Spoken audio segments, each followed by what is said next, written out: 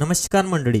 पुणे शहरात दररोज घडणाऱ्या गुन्ह्यांच्या घटनांनी सगळा परिसर हादरून गेला आहे. आज आपण पाहणार आहोत अशी एक सत्यकथा जिथे केवळ आर्थिक वादातून एका निष्पाप 18 वर्षाच्या मुलीचा थेट खून केला गेला, तोही भरदिवसा आणि निर्गुणपणे. ही धक्कादायक घटना घडली 11 मे रोजी पिंपरी चिंचवडच्या वाल्हेकरवाडी परिसरात. 18 वर्षाची कोमल जाधव एक साधी सामान्य तरुणी.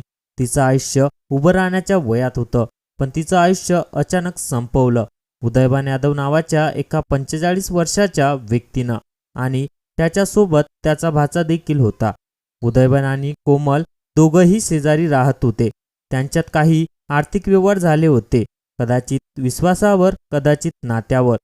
पण नातं तुटलं आणि त्याचा शेवट एवढा भयानक झाला की संपूर्ण परिसरात खळबळ उडाली. 11 मे दिवशी उदयभाननं आपल्या भाच्याला सोबत घेतलं. कोमलला तिच्या घराखाली बोलावलं आणि कोणताही वेळ न गमावता धारदार शस्त्रानं सपासप वार करत तिचा खून केला.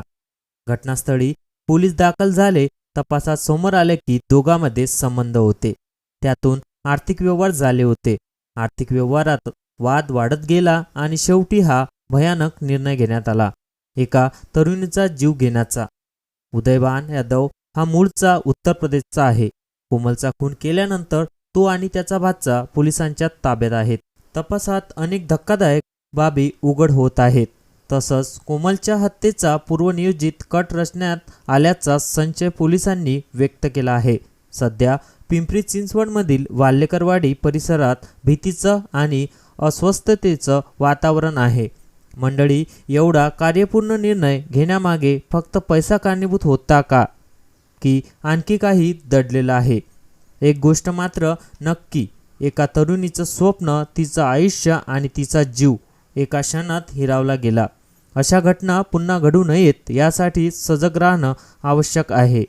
पीडितेला न्याय मिळवून देणं हे आपल्या समाजाचं कर्तव्य आहे.